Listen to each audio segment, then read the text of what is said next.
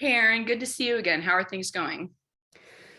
Well, they've been better. Ever since I got back from my trip to Boston, I really just haven't felt like my husband and I are on the same page about anything.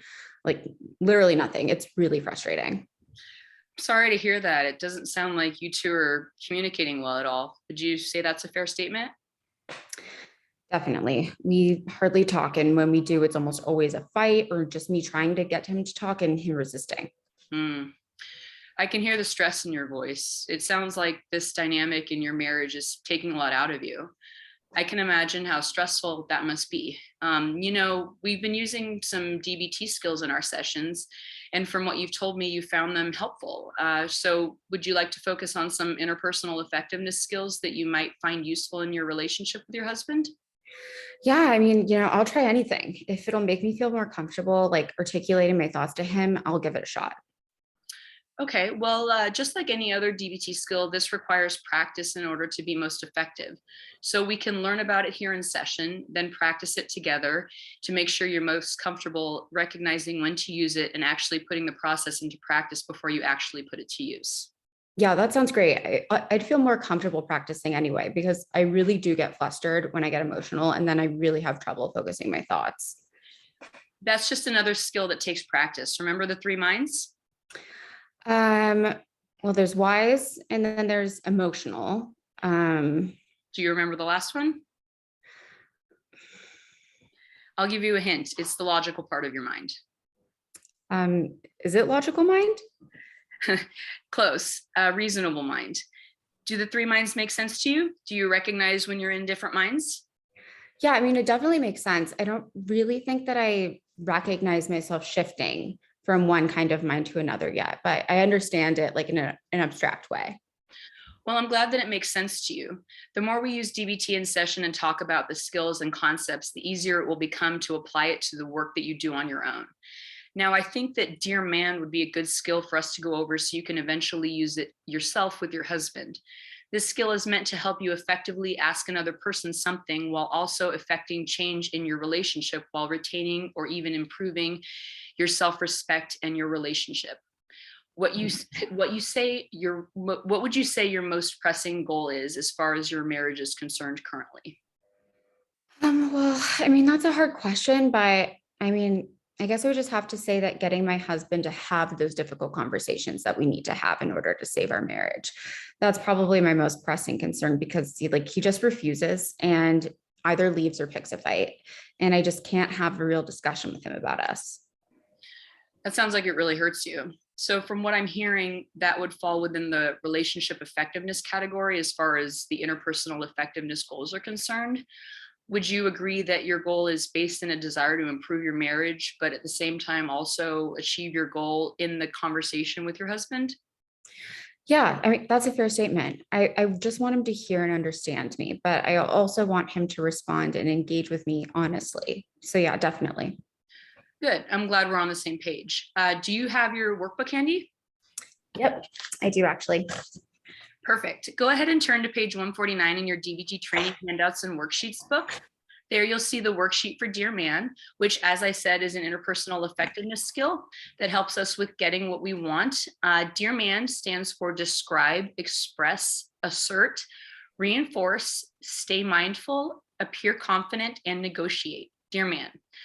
For the first step, describe, we want to describe the situation as effectively and factually as possible, almost as if hearing it from a third party. Especially when we're talking about it, things that have undertones of conflict or fear, being as articulate about what we're describing in the moment as possible can be very difficult. That's why practicing this process helps. Can you give me a sentence or two about the situation that's been bothering you or that's been causing you stress or concern that you haven't been able to discuss with your husband?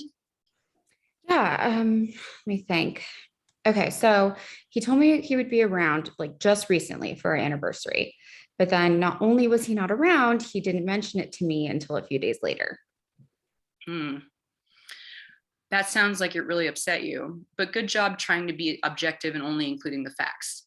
The next part of Dear Man is express, which means we clearly state what we feel or what we believe about the situation that we're describing. Well, how would you say you feel, or what would you say you believe about the situation you just described to me? Um, well, I'd say I feel hurt and unwanted. And it makes me believe that he's no longer invested in our marriage. I'm sorry that you're going through this, but I do have to say that that was very well put, very direct and brief. The next part is assert, which means that we assert our wishes succinctly. In other words, we just ask for what we want. What would you say to ask for what you want? Well, I would ask my husband to make an effort to acknowledge me the way he used to and to listen to me when I'm talking to him. Great job. But let's try to get a little bit more specific with that one. Okay. Um, well, I want him to kiss me when he gets home. And instead of giving me the brush off, to just really hear me out when I have something to say to him. And I just want us to work together to try to save our marriage. Good. Do you hear the difference between the two? Yeah, I do. Fantastic. Okay, so next after assert is reinforce. This basically means that we, emphasize the positive effects of us getting what we want or need, and or the negative consequences of the opposite happening. It's almost like Pavlovian conditioning. We want to reward good behavior afterwards. So, what would you say to reinforce the reinforced step? Um, I mean, I think I'd say that we have a beautiful family together. Like our kids are amazing and 13 years of marriage, and it's mostly been wonderful. And I don't think any of those things are worth the trauma and expense of divorce just to throw away, especially for the kids. It would just break all of our hearts. And honestly, we can't afford it. Not to mention the fact that I'm still in love with my husband very much. And I'm certain that I want to work to make our partnership work. Hmm. Good job. You covered the positive and the negative effects and really reinforced them.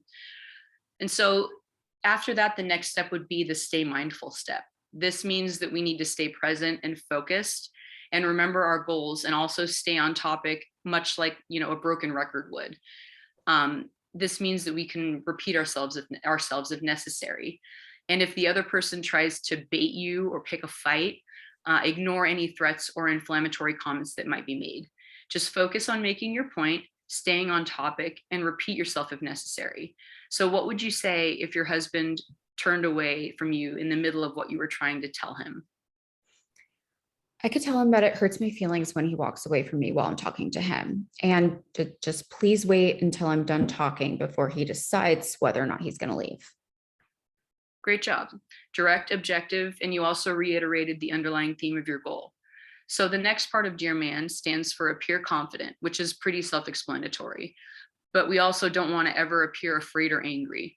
Always try to make eye contact and try not to stammer or say too much. And the last part of this skill stands for negotiate. This is also relatively self-explanatory. We need to be willing to compromise, which we can do by looking for different solutions or being willing to change or reduce our requests, which we can also do by being solution focused rather than focusing on being right or winning the argument. You know your husband the best. What negotiation tactics can you imagine having or doing with him as a result of the problem we've been discussing? Well, I mean, I think he would tell me that he needs time to be alone and relax after work. And I guess I could tell him that I respect that right to spend some time alone, but at the same time, it can't be to the extent that it's at the expense of us and therefore our marriage. We need to communicate. Like that just wouldn't be acceptable. I think that would be the breaking point for me. If you can't do that, that would make me want a divorce. The deliberate avoidance of communication would cause you to want a divorce. I just want to make sure I'm understanding you correctly. Yeah, that's what I meant. Yeah, exactly. Okay. Well, on the one hand, I think it's really good that you have that level of clarity. That's exactly what these skills are meant to produce: awareness and perspective that you can then bring into your interpersonal interactions. Do you feel how going through that process helped you to sort of unpack things? Totally. It really helped me to think of things more clearly. And honestly, that's just my first time using this skill. I think if I keep practicing it, I think it could really make a big difference. Great. I'm glad to hear that. Well, you have the worksheet to use as much or as little as you would like. And if you feel up to it, fill it out as many or as few times as you feel compelled to, and we can go over whatever work you do in next session. Perhaps we can also go over the next skill, which is give, which is focused on interpersonal effectiveness, but it's also focused on relationship preservation. Does that sound good? Sure. Yeah, that sounds great. Thank you. I'll see you next week. All right, see you next week.